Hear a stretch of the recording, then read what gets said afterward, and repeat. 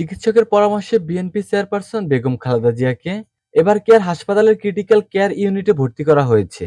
BNP চেয়ারপারসনের press wing এর কর্মকর্তা শাহরুল কবির খান বুধবার দিবাগত রাত 12টায় এই তথ্য নিশ্চিত করেছেন। এ সময় তিনি জানান, খালেদা জিয়ার কিছু জরুরি পরীক্ষা নিরীক্ষা চলছে। রাতেই মেডিকেল বোর্ড বসে চিকিৎসার পরবর্তী বিষয়গুলো ঠিক করবে।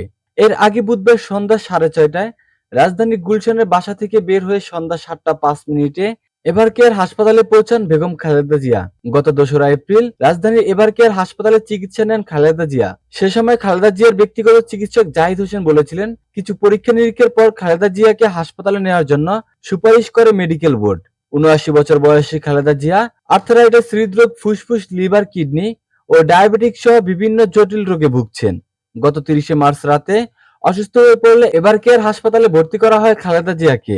সেখানে ক্রিটিক্যাল কেয়ার ইউনিটে রেখে তাকে চিকিৎসা দেওয়া হচ্ছে।